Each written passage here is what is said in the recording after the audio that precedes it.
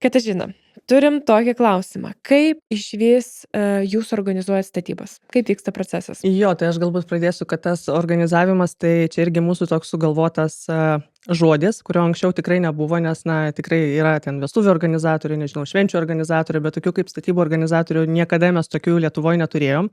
Ir prieš 4 metus, kai mes pradėjom vystyti šitą veiklą, tai nusprendžiau pasinaudoti šią progą ir išnaudoti, kad žmonės mus pririštų prie tų organizatorių irgi.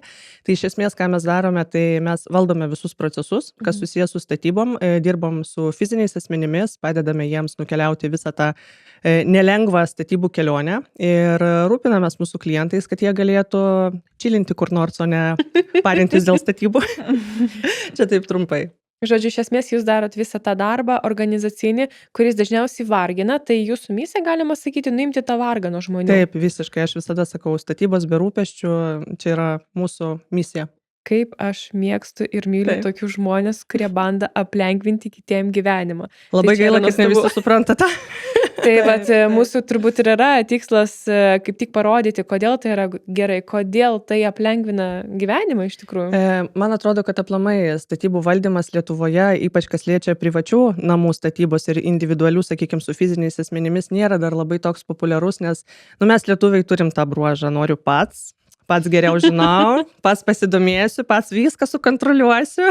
Ir maždaug taip. Tai mes stengiamės įnešti tų tokių naujų tų vėjų ir leisti žmonėm pajausti, kad tikrai galima, kad tos statybos vyktų be rūpesčių ir sklandžiai. Ir nuoširdžiai visada atiduodame visą savo know-how, viską, ką mokame, ką žinome, kad klientui būtų kuo paprastesnė visa ta kelionė.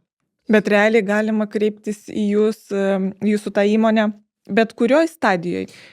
Dabar jau nebe. Dabar jau nebe. Gerai, kad paklausai. Jo, dabar jau nebe bet kurioj, nes iš tikrųjų yra labai nefaina ateiti po kažko ir darinėti, dabaiginėti kažką, ko tu nežinai. Ir buvo įvairių pas mus įdomių situacijų, tai nežinau, nelabai gal noriu apie jas plėstis, nes tikrai yra nefaina ateiti, kur tiesiog yra ir subrokuoti dalykai, ir blogai pastatyta, ir tu turi visą tai išsrėpti.